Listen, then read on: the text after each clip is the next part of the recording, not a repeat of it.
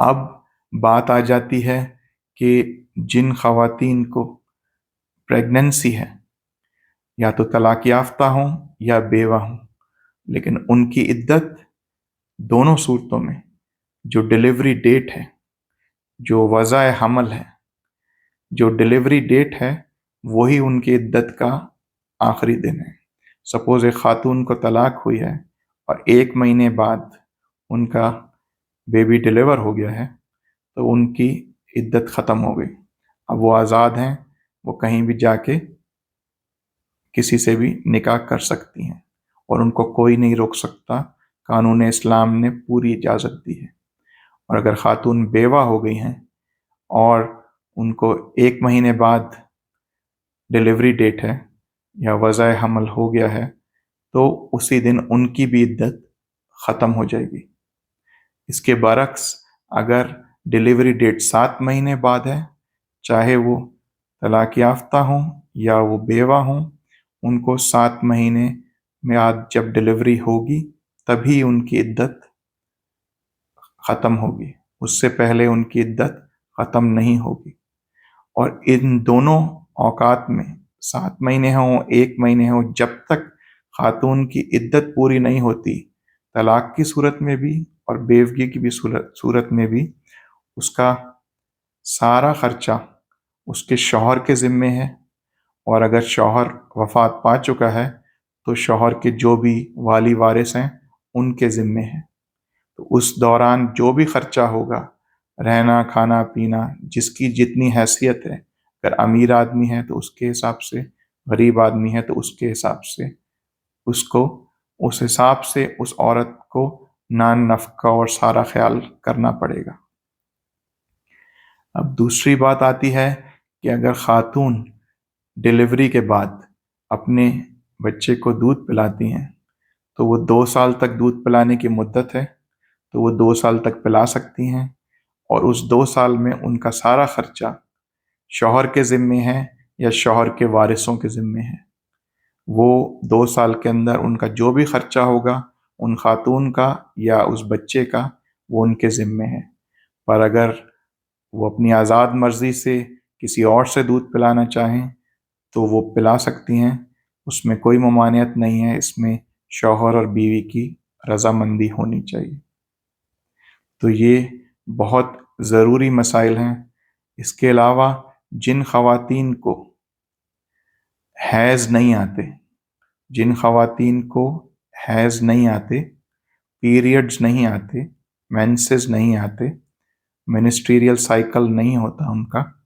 تو ان کے لیے 90 دن کا ٹائم پورا کرنا طلاق کی صورت میں، اور 4 مہینے 10 دن کا ٹائم پورا کرنا بیوگی کی صورت میں، وہ ضروری ہے۔ وہ ٹائم پورا کریں گی، پھر وہ پوری آزاد ہیں کہ وہ کسی اور سے نکاح کر سکتی ہیں، اور ان کو مزید کسی چیز کا انتظار کرنے کی ضرورت نہیں ہے۔ اس کے برعکس اگر کسی خاتون کو عدت کے ٹائم میں جاب پہ جانا ہے یا بزنس پہ جانا ہے یا کوئی اور قانونی اور ضروری چیز جس کا شرعی عذر موجود ہے ہماری شریعت میں، کہ اگر ان کو کوئی کام ایسا کرنا ہے جو ان کے علاوہ کوئی اور نہیں کر سکتا، یا ان کو پیسے کمانے اپنے لیے اور اپنے بچوں کے لیے کوئی اور کمانے والا نہیں ہے، تو وہ گھر سے باہر جا سکتی ہیں، وہ پیسے کما سکتی ہیں، ان کو کوئی روک ٹوک نہیں ہے، کیونکہ ان کے پاس شرعی عذر ہے۔ تو ایسا کوئی دین میں سختی نہیں ہے کہ چاہے کچھ بھی ہو جائے، ان کی نوکری جائے، ان کا کاروبار جائے، ان کا ذریعہ معاش چلا جائے، وہ روڈ پہ آ جائیں، لیکن عدت پوری کرنی ضروری ہے نہیں۔ اللہ تعالیٰ نے ہمارے دین میں بہت آسانیاں فرمائی ہیں، تو ان آسانیوں کا فائدہ اٹھایا جا سکتا ہے، کیونکہ عورت نے آلریڈی اپنا شوہر کھویا ہے، چاہے طلاق کی صورت میں یا اس کی موت کی صورت میں، تو اس کو مزید نقصان نہیں دیا جا سکتا، اور ہمارے معاشرے میں اس پہ تنقید کی جاتی ہے کہ ابھی بیوہ ہوئی ہے اور ابھی نوکری پہ چلی گئی ہے، تو یہ غلط باتیں ہیں۔ اللہ تعالیٰ نے اجازت دی ہے تو تو آپ کیسے روک سکتے ہیں؟ اب اس کے مقابلے میں آج کل جو نیا سننے میں ملتا ہے کہ وہ کہتے ہیں جی عدت اس لیے تھی کہ پتہ چل سکے خاتون حاملہ ہے یا نہیں ہے. اگر خاتون حاملہ ہے یا نہیں ہے اس لیے عدت تھی اسلام میں، اس کی اور کوئی وجہ نہیں تھی. تو اگر آج کل ہمارے پاس سائنس نے اتنی ترقی کر لی ہے، ہمارے پاس الٹرا ساؤنڈ کی مشینز موجود ہیں، تو ہم پتہ کر سکتے ہیں کہ خاتون پریگننٹ نہیں ہے، خاتون حاملہ نہیں ہے. تو جیسے ہی پتہ چل جائے کہ وہ نہیں ہے تو خاتون آزاد ہیں، وہ کسی سے بھی شادی کر سکتی ہیں. اور صرف یہی مسئلہ تھا جو کہ دین نے حل کرنا تھا. تو یہ بہت بڑی غلط فہمی ہے، یہ بہت بڑی غلط فہمی ہے، یہ بہت ہی بڑی غلط فہمی ہے. اللہ تعالیٰ نے ہمارا دین نافذ کیا اور یہ تا قیامت آنے والے انسانوں کے لیے رہنمائی ہے. تو اللہ تعالیٰ نے جب حکم لگایا ہے تو اس کو ختم بھی اللہ تعالیٰ کرے گا. تو ہم یہ بہانہ بنائیں کہ آج سائنس نے اتنی ترقی کر لی ہے، آج الٹرا ساؤنڈ مشینز ہیں، ریڈیولوجی ٹیکنیکس ہیں، ہمیں پتہ چل جاتا ہے کہ خاتون حاملہ نہیں ہے تو ان کو عدت کرنے کی ضرورت نہیں ہے، وہ آزاد ہیں، وہ اپنی عدت سے اٹھ جائیں اور جس سے چاہے شادی کر لیں. تو اللہ تعالیٰ کے ہر حکم کے بہت سارے مقاصد ہوتے ہیں، اور اگر ان سب مقاصد تک ہم پہنچ جائیں تو پھر یہ دین الہی نہیں ہے، یہ کسی انسان کا دین ہے. کیونکہ اللہ تعالیٰ کو سب کچھ پتہ ہے، ہم کو بہت کم پتہ ہے. تو ہمیں وہی پتہ ہے جو اللہ نے بتایا ہے. تو جب اللہ نے حکم دے دیا کہ عدت کرنی ہے، چاہے طلاق یافتہ ہو چاہے بیوہ ہو، تو ہم کو عدت کرنی ہے بغیر کسی کے فتوے کے، بغیر کسی سے اجازت طلب کر کے. جب تک آپ کے پاس شرعی عذر نہیں ہے آپ گھر سے باہر نہیں جا سکتے، اور جائیں آپ گھر سے باہر تو سورج ڈھلنے سے پہلے آ جائیں. یہ کہا گیا ہے کہ بھئی آپ سورج طلوع ہونے کے بعد جائیں اور سورج غروب ہونے سے پہلے واپس آ جائیں اپنے سارے کام نپٹا کے. اور اگر کوئی مجبوری ہے تو آپ بے شک گھر سے باہر جا سکتے ہیں، بغیر مجبوری کے فیشن کے اندر آ کے آپ اپنی عدت نہیں چھوڑ سکتے. اب معاملہ ہے ان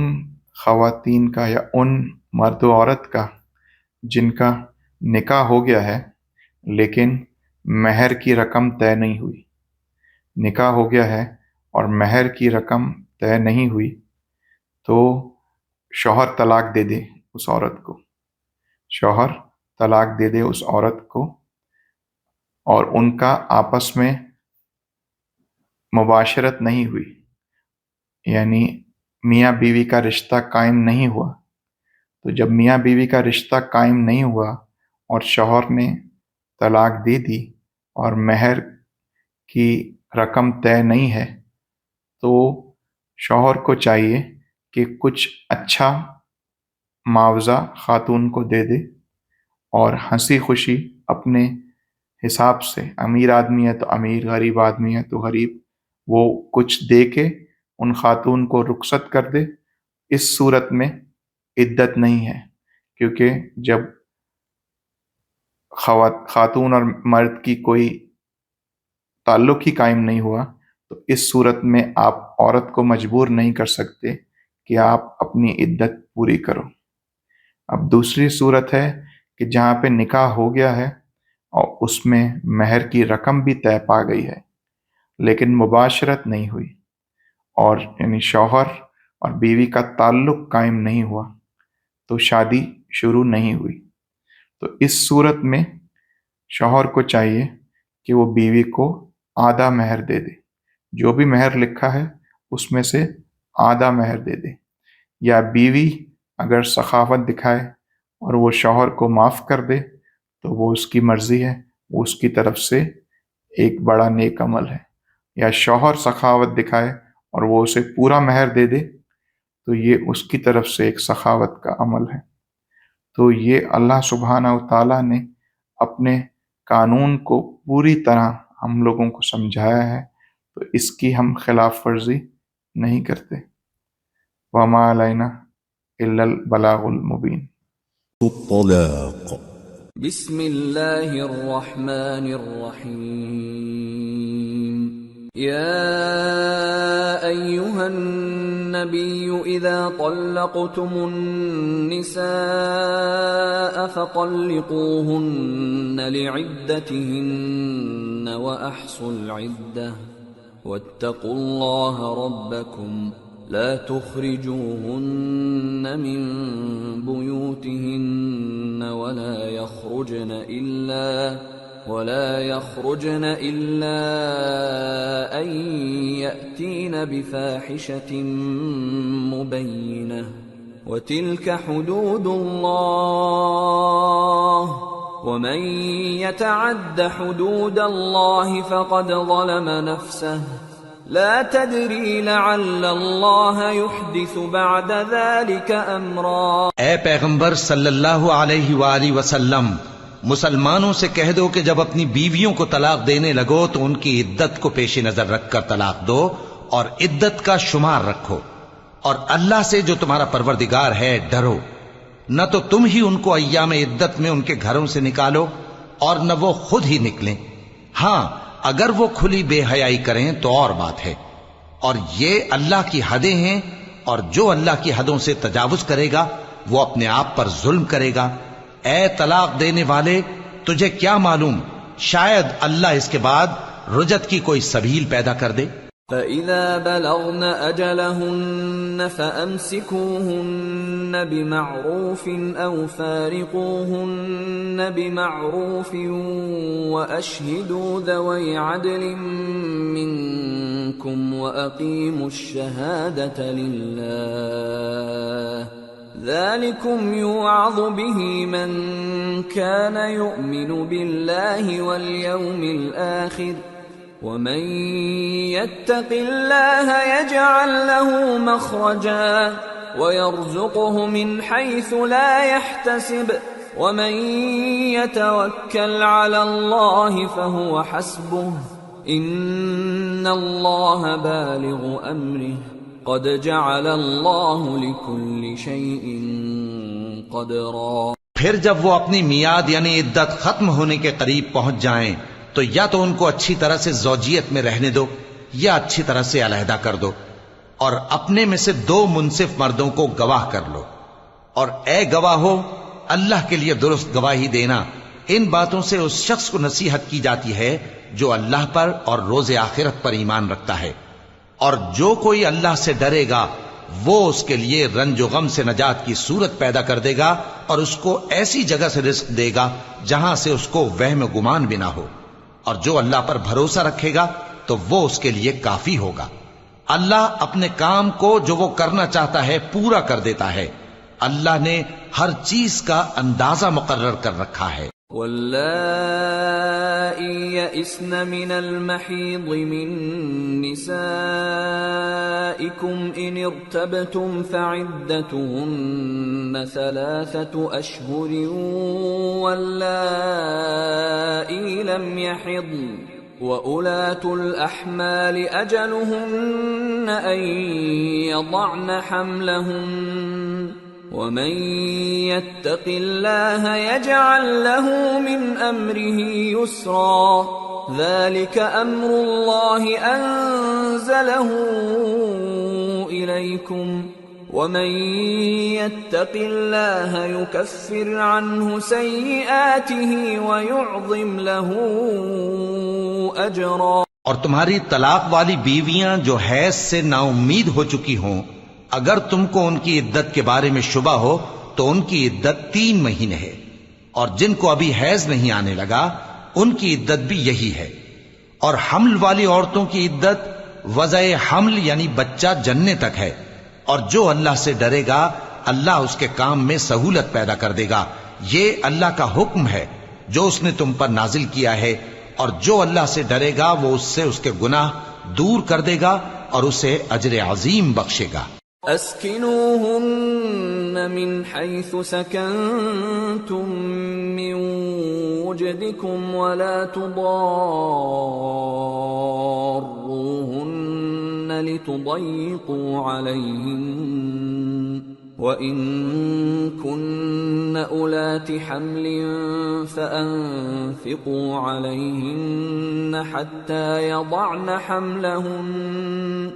فإن أرضعن لكم فآتوهن أجورهن وأتمروا بينكم